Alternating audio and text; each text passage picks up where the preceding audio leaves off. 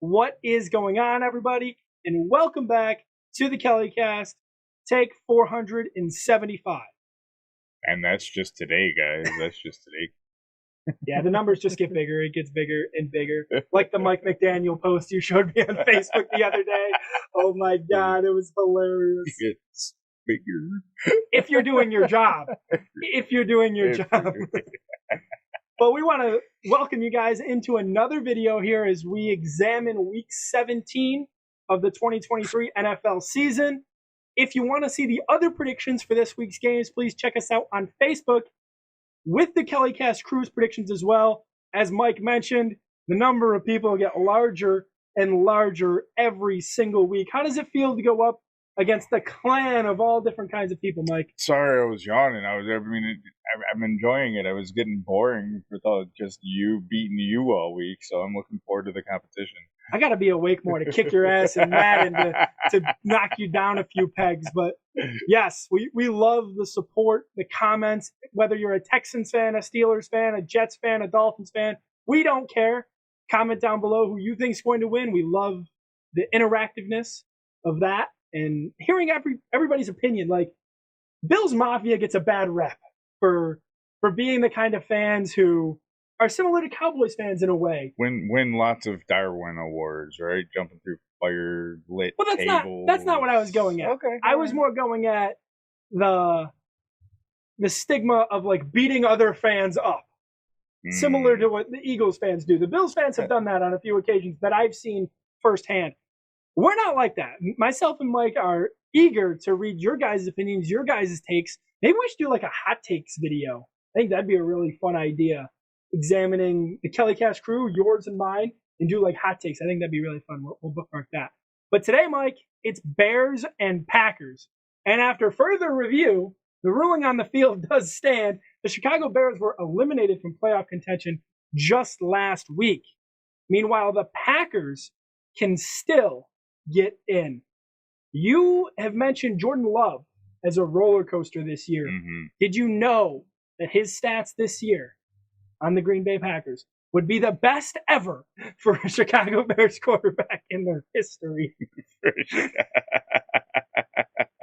That's good. I mean, and they did play a little earlier this season, so Jordan Love was playing, pick up where Mr. Rogers left off and playing daddy to the Bears, beat them 38-20. So I think he could possibly do that again. This is it, but again, huge rivalry game, and you get to knock off your biggest foe. Exactly. And the Green Bay Packers are in a win and in situation. Excuse me. If the Packers lose and the Seattle Seahawks win, they will be in the 7th spot.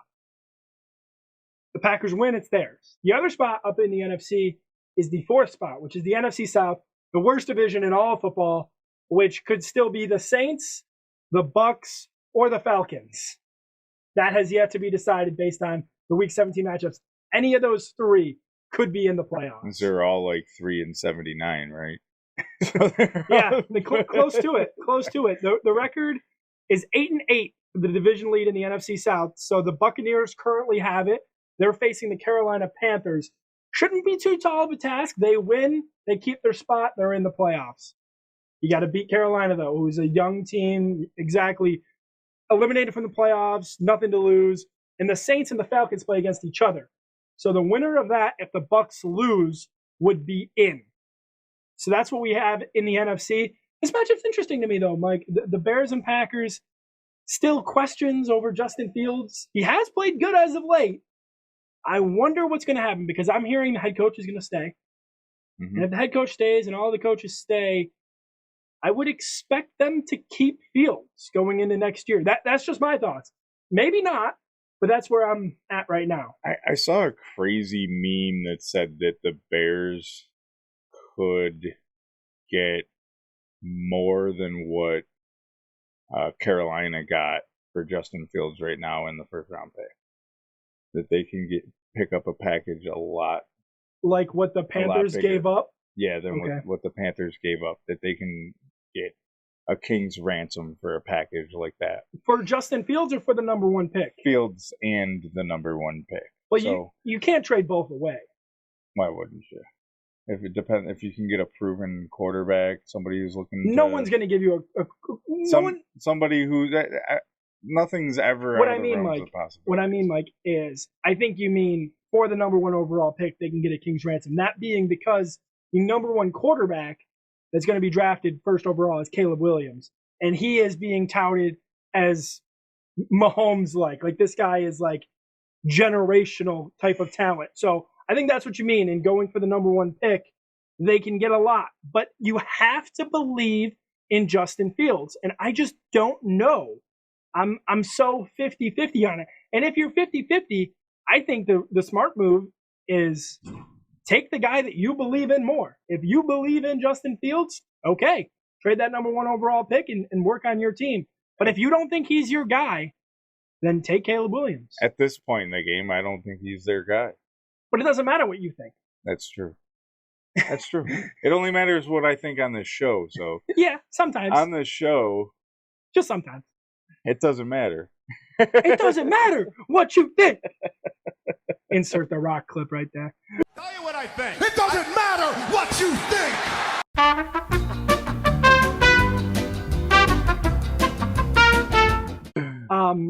But that's going to be a question, and it's going to be a question leading all the way up until the draft, unless we see a move before then. By the way, we will have draft videos, rookie watch, all coming soon with our NFL draft analyst, Mr. Mitchell Smith, very soon.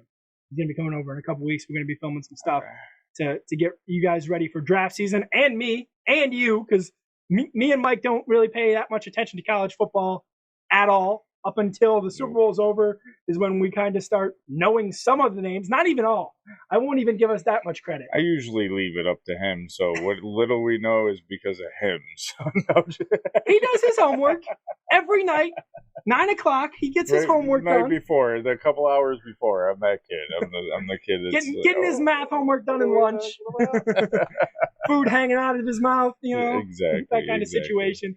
But we're here to talk Bears and Packers. I'm going to select the Green Bay Packers. I think they're going to win this game. It's at Lambeau. Jordan Love leads them to the playoffs in his first season. Spoiled franchise. Can I just say that? Spoiled franchise.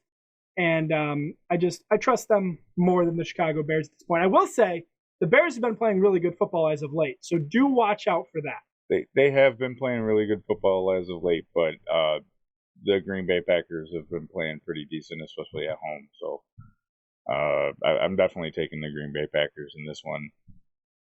I'm not going to go as far as saying a blowout, but I'm going to say that they're going to win by a decent margin. Okay. Interesting. Do you think the Packers will be a problem in the playoffs? I don't think they're going to be a huge problem in the playoffs. First round exit? I think it's going to be a tough first round exit. Like they're because if they win, they become the 7th seed. Right. And that would mean that they have to play the Dallas Cowboys. At home, and they're not losing. In Dallas. Hey, you almost called that game. Hey, you almost got it. Dallas has done it before with the Green Bay Packers where they blow it. Yeah. Did he catch it? Yes. No, I don't know what you're talking about. And you're not remembering that play? Blanked my memory right out of it. So you do know the play. Okay. I had a dumbfounded look on my face. I can't wait to see that when I'm editing, just to see it, like the dumbfoundedness on my face. Well, let's talk playoffs here before we go, Mike. Going in, we know a lot of the teams that are in. We don't have all the matchups right now. Who is your favorite in the NFC to make the Super Bowl? Just so we can go back to see if we're right, if we're wrong, if we're stupid, or where we fall. I think it's between the Cowboys and the Niners, but I think the Niners probably take that top spot. I think they've got a more solid all-around team, well-rounded team than Dallas does. As much as that hurts to admit, but I'm going to definitely go 49ers in that one, man. I'm going to go dark horse, and I'm going to go with the Philadelphia Eagles. I think they've been struggling as of late. They have really good coaching. They have really good players. And if you just get your head back in the game, Troy Bolton, then the Philadelphia Eagles are still a really good team. And they need to remind people of that. Yes, they lost to the Cardinals last week. It happens, right? There are those kind of games. Shout out to you, Kevin. Dallas, the number 2 seed, lost to him. Yeah. Shout out to you, Kevin, for getting that game right. Amazing. How about the AFC, Mike? You can't even do that right, Kevin. You can't even get them all wrong. Come on. We need you on the KellyCast soon, too. Get your ass over here. Yes, sir. AFC, Mike, your favorite going in. Let's say you cannot choose teams that are in the hunt right now. So the Jags, the Bills, and the Colts are technically not locked in. You cannot choose those 3 teams. It's a little bit tougher because there's one less team to choose from. The favorite. I want to say the Browns have been on a tear lately, so they might be a crazy underdog to pick. Okay. With Joe Flacco at the helm. It's Baltimore. Going a little bit crazy. It's Baltimore. I know they're the 1 seed. I hate to pick the 1 seed, but Baltimore has consistently made good teams look bad, and each week it only gets greater. Lamar is healthy. That team is so good, and I don't know why. I really don't. I don't know what's working because there's not many receivers in that room that are good. They lost Mark Andrews. Coaching. The defense is great too.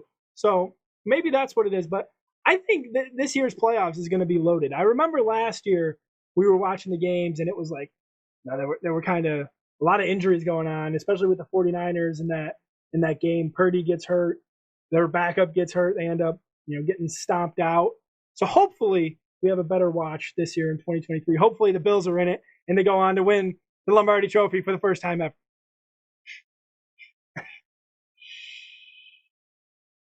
Don't you put that on me. Is that the finger you put back there earlier?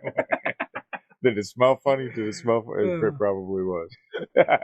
We want to thank you guys for all your support this year, watching all the videos. Please stay tuned for our playoff coverage, our draft coverage, and more as the months go on. We're trying to figure out the audio stuff.